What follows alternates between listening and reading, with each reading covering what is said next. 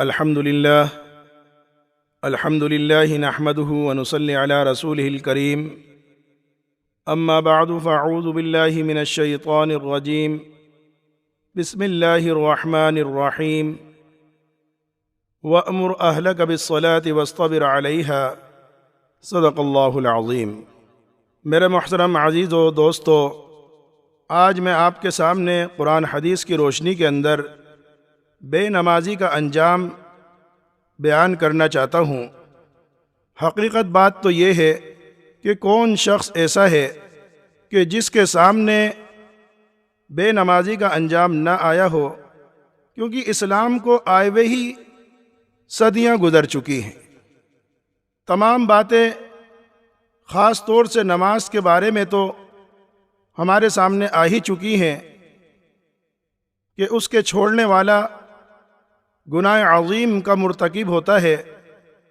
اور اللہ تعالیٰ کی ناراضگی کا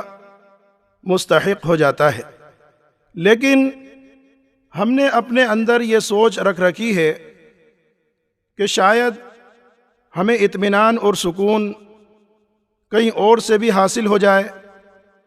ضروری نہیں کہ ہم نماز کی پابندی کریں، نماز کو ادا کریں اپنے وقتوں کے اندر،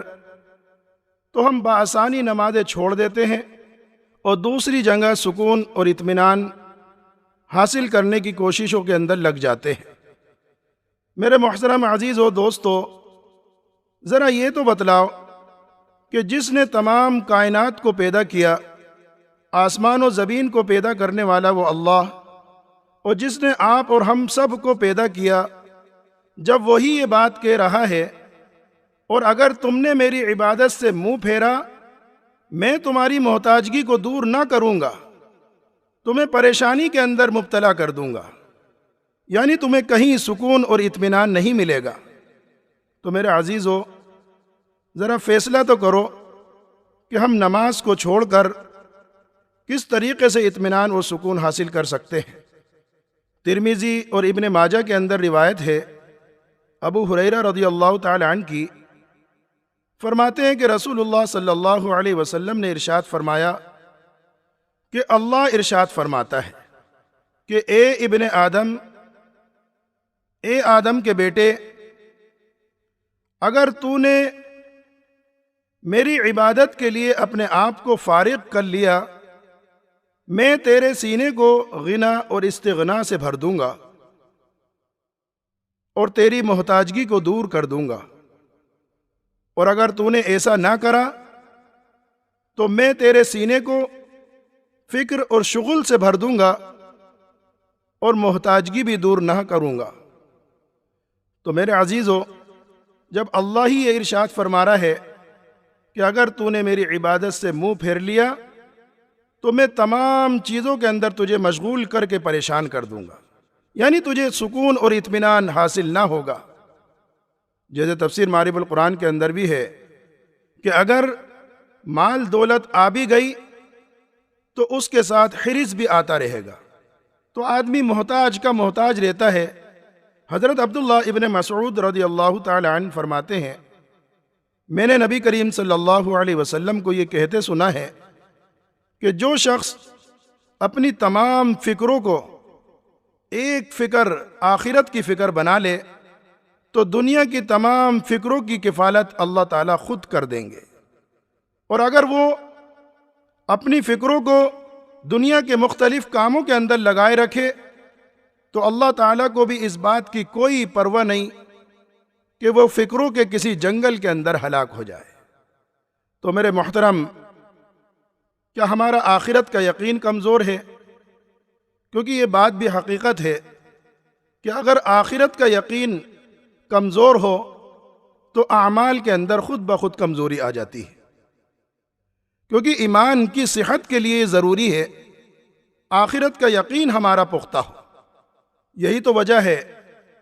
کہ نبی کریم صلی اللہ علیہ وسلم کے جاں نثار صحابی، کیا وہ دنیا کے اندر نہیں تھے؟ ان کو تمام کاموں نے کیا نہیں گھیر رکھا تھا؟ حضرت فاروق اعظم رضی اللہ تعالی عنہ بادشاہ تھے اپنے وقت کے، حکومت کی ذمہ داری ان کے سپرد تھی، انہوں نے فرمان جاری کرا تمام عمال حکومت کو کہ تمہارے سب کاموں سے زیادہ اہم کام میرے نزدیک نماز ہے۔ تو میرے محترم کہ حضرت فاروق اعظم نہیں جانتے تھے کہ حکومت کے کام کتنے بڑے ہوتے ہیں، تو ہمیں کون سے کاموں نے ایسا مشغول کر دیا جو کام ہماری نمازیں چھٹا دیتے ہیں۔ عروہ بن زبیر جب کسی وزراء اور سلاطین کو دیکھتے، ان کی نظر ان کی مال دولت کے اوپر جاتی، تو گھر میں آتے اپنے گھر والوں کو نماز کا حکم کرتے اور قرآن کریم کی آیت پڑھ کے سناتے، وَأْمُرْ أَهْلَكَ بِالصَّلَاةِ وَاصْطَبِرْ عَلَيْهَا۔ خود فاروق اعظم رضی اللہ تعالی عنہ بھی رات کو جب نماز کے لیے کھڑے ہوتے تو اپنے گھر والوں کو نماز کے لیے بیدار کرتے اور قرآن کریم کی یہی آیت سنا دیتے،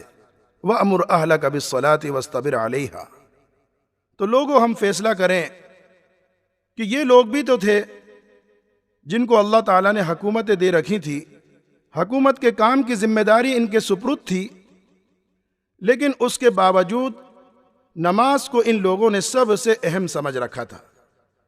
اللہ تعالیٰ ہم سب کو صحیح سمجھ کی توفیق عطا فرمائے۔ وآخر دعوانا ان الحمد للہ رب العالمین۔ دوستو، اگرچہ آپ نے ہمارے اس چینل کو ابھی تک سبسکرائب نہیں کیا تو ویڈیو کے نیچے سبسکرائب کا ریڈ بٹن کلک کر کے ہمارے چینل کو سبسکرائب کریں، اور ہاں، ساتھ ہی بیل آئیکن کو ضرور دبائیں تاکہ ہماری آنے والی ویڈیوز آپ تک پہنچتی رہیں۔ شکریہ۔